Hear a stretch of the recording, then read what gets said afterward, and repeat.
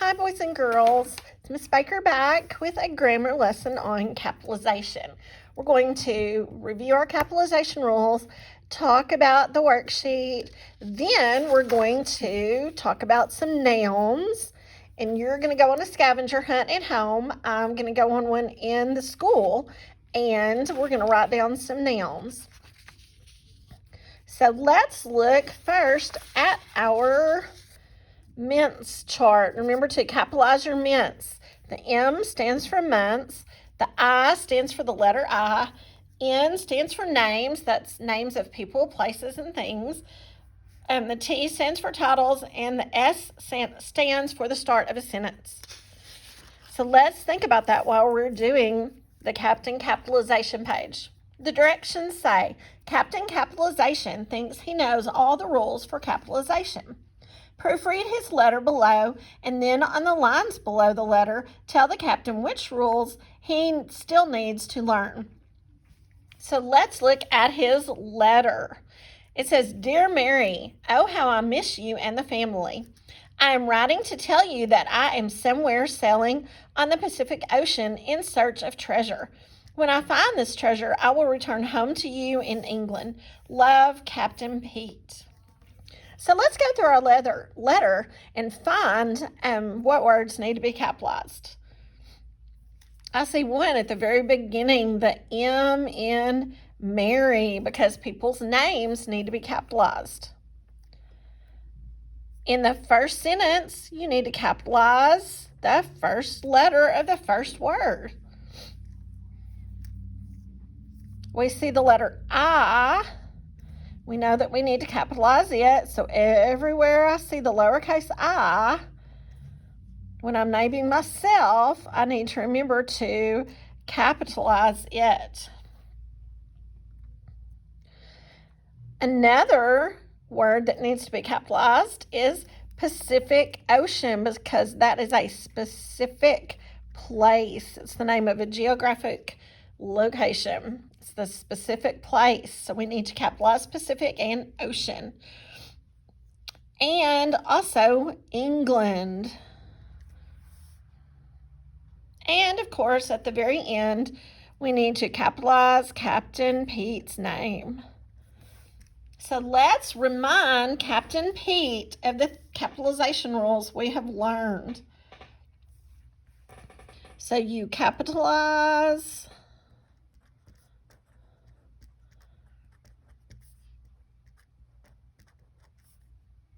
the start of sentences.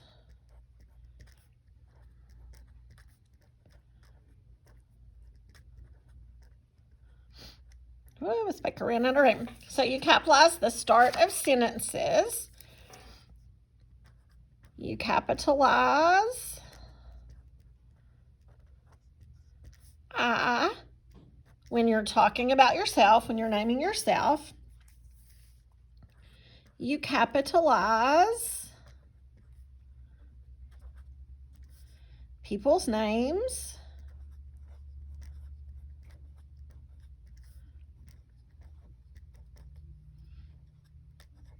You capitalize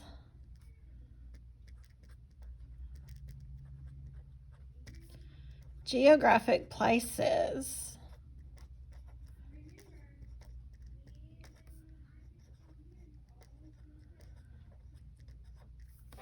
So we told Captain Pete that he needs to remember to capitalize the start of the sentences, capitalize I when you're naming yourself, capitalize people's names, and capitalize geographic places or the names of specific places.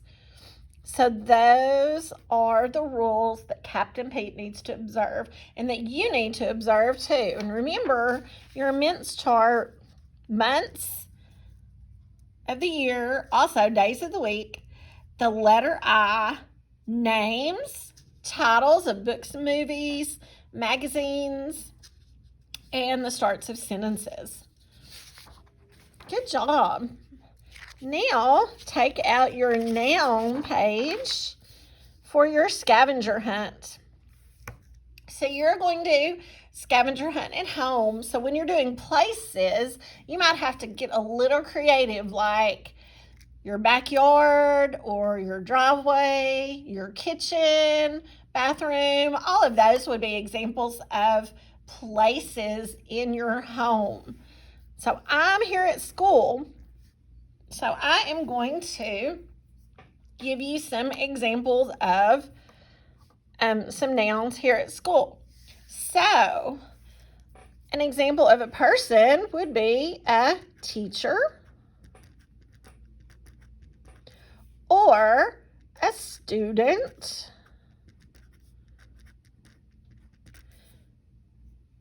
You could say a boy, a girl. You could say the principal.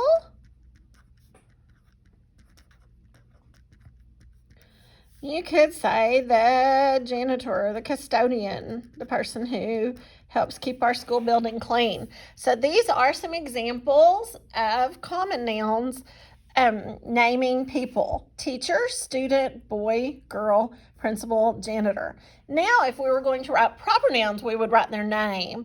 So for a teacher, we could say Mrs. Baker. For a student, we could say Grady. For a boy, we could say Mason. For a girl, we could say Aspen. For the principal, we could say Mrs. McCall,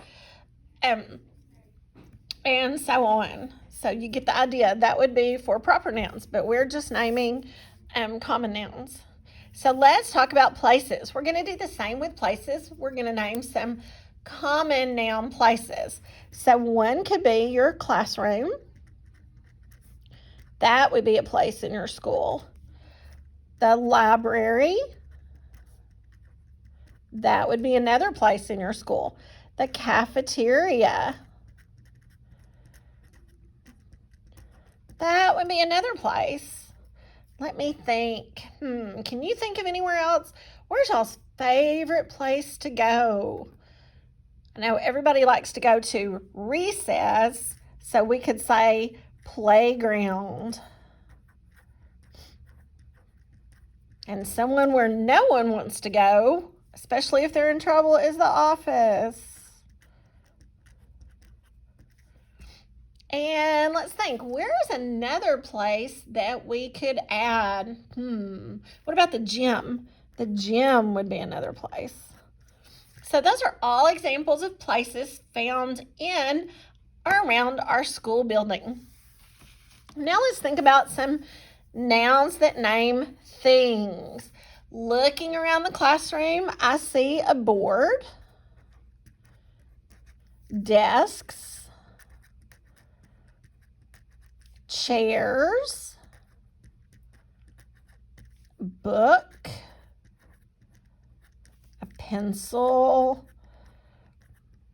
and I see some markers. So all of these would be nouns that name things in the classroom. Remember, a noun names a person, a place, or a thing. So you're going to take a look around your house and do a little scavenger hunt and write down some names of nouns that you find. I hope you have fun doing this.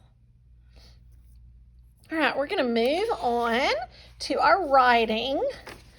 Yesterday we talked about the story. Let me find my sequence page. We talked about the story, A Bad Case of Stripes. We talked about telling Camilla's story from the beginning to the end. This morning on the reading lesson that we were supposed to do on Zoom, but we didn't get to, but Miss Baker did send that reading lesson out. In that lesson, we made a chart, an SWBST chart. Somebody wanted but so then. This is a way to summarize your story. And another way to summarize is to tell what happened first, next, then, after that, and finally. Yesterday when we met and we talked about how to fill this out, we talked about things that you could put, we did some examples. Today, we're going to add some more things, and kind of start to put it together, put our thoughts together in sentences so that you can do your writing about Camilla Cream tomorrow. So let's start with first. If I look on my somebody wanted but so then chart, you see that in the beginning, Camilla Cream just wanted to fit in. So I'm going to write that for what happened first. I'm going to say Camilla wanted to fit in. I'm going to say at school, because that's what she wanted to do, to fit in with the other kids at school. So next, she was trying on lots of different things, and she was very nervous because she didn't think she was going to fit in, and she turned striped, or she began to turn different colors.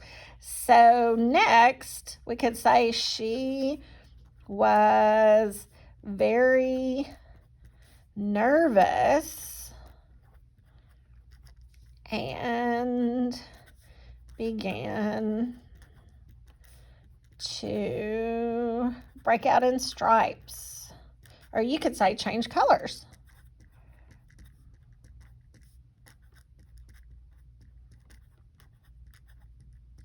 So just briefly, we want to tell in a sentence or two what happened then. First, Camilla wanted to fit in at school, so she was trying on different outfits to wear. She couldn't decide. She was getting very nervous, and then she began to break out in stripes. Then she kept turning different colors. Then her parents called in some doctors. So her parents called in some doctors, and they couldn't help. They gave her medicine. They diagnosed her with different kinds of things, but the more they talked, the more colors she turned. So we're going to say they didn't help, or they couldn't cure her. After that, a lady came and told her, or tried to get her to eat lima beans. And remember, at the beginning of the story, she stopped eating lima beans because the other kids said that they didn't like them. So she stopped eating lima beans. So that might be something that we want to add up here. Is she wanted to fit in at school. She tried on lots of clothes. She stopped eating lima beans. She was just changing herself to fit in. So a lady came and told her to eat lima beans. And after some convincing, she did.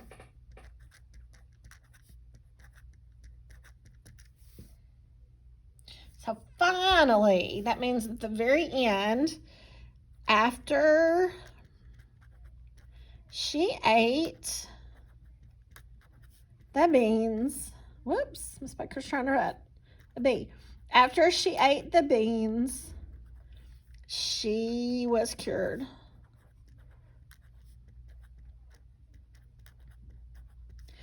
But don't forget the most important part. She decided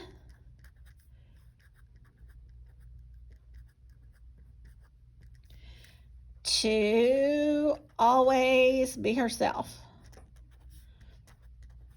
She decided that she wasn't going to listen to what other people said about her, and she was going to eat those lima beans. She was going to wear what she wanted to. She wouldn't care what others said about her. She was just going to be herself, because that would make her happy. And I hope that you feel that way about yourself. You should always be yourself. All right. So that is the end of our sequencing to summarize lesson. Remember that you are going to take your words and write a brief summary at the bottom. And then tomorrow we're going to do some writing together to write about the story about Camilla Cream. All right, boys and girls, I will get this uploaded for you, and then I will work on the math video to help you review your study guide. Thank you.